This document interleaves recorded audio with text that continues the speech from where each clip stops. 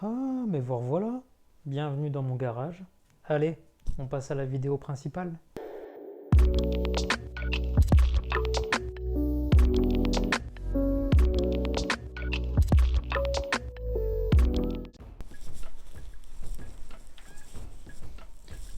Ah super, vous êtes restés. Allez, c'est parti pour 5 minutes que je vais utiliser pour présenter ma moto. Alors concernant la marque, c'est la marque CF Moto. Marque chinoise créée en 1989 et basée depuis ses débuts à Hangzhou. Elle compte pas moins de 1500 employés et c'est une marque majeure dans le domaine du quad et du SSV. Et attention, c'est avant tout un motoriste. Elle a d'ailleurs ouvert sa gamme moto en 2018. Concernant le modèle, c'est une 650 GT de 2021. Son moteur est un bicylindre en ligne à refroidissement liquide et c'est bien un moteur CF Moto. Ce n'est pas un moteur Kawa comme on peut le lire ou l'entendre. En effet, la marque a déposé pas moins de 272 brevets dans le monde entier. Alors en ce qui concerne la puissance, c'est du 45 chevaux en A2, 56 en full. Pour le couple, 56 Nm à 7000 tours minute. Pour le poids à vide, il faut savoir qu'elle est un peu lourde. Avec les valises, elle est à 236 kg. Mais bon, c'est un GT. Le réservoir, 19 litres. Donc ça donne une autonomie environ de 350 km que j'ai pu vérifier en réel. Et la consommation annoncée de 5,5 litres au 100. Concernant le design de la moto, c'est simple, vous pouvez le voir. Elle est tout bonnement magnifique.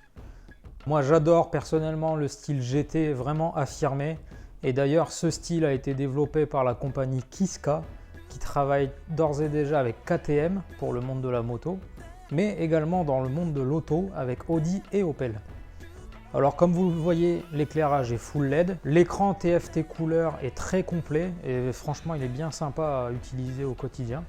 En ce qui concerne les valises, 35 litres chacune, donc on a 70 litres de contenance, marque Shad, donc marque très connue. Le système, c'est un système de fixation 3 points. On tire sur la poignée, hop, ça vient se déclencher, on remet ça aussi facilement. Vous voyez, une main suffit. Pour l'ouverture, c'est tout aussi simple. Et la fermeture également. Pour les finitions, il n'y a rien qui déborde finalement. Les soudures ne sont pas disgracieuses. Petit point négatif sur le design, certaines pièces plastiques laissent apparaître les agrafes d'injection. La hauteur de selle, idéale pour les petits gabarits. Alors attention les amis, c'est une moto à acheter en connaissance de cause. Ce n'est pas une moto légère et ce n'est pas une moto puissante. Si on recherche un foudre de guerre ou si on veut faire des perfs de compétition, il faut chercher autre chose. Au niveau position de conduite, c'est très agréable et confortable. On commence à avoir un peu mal aux fesses au bout d'une heure et demie de roulage sans arrêt. Au niveau protection, on est plutôt bien loti.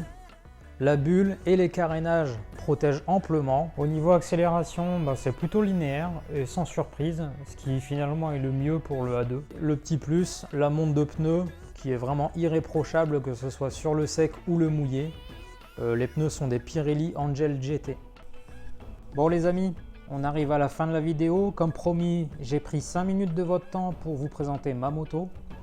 Alors cette moto justement, moi je la trouve pratique, je la trouve très jolie.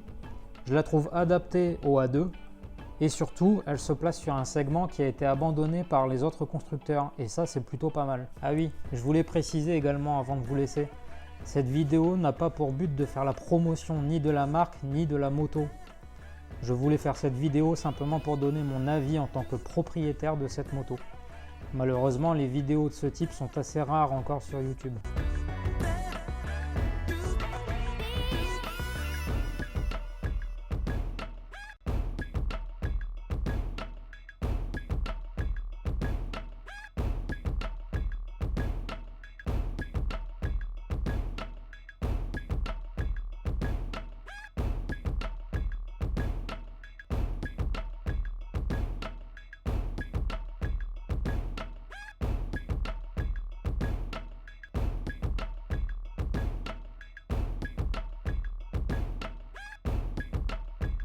J'espère que cette vidéo vous a plu.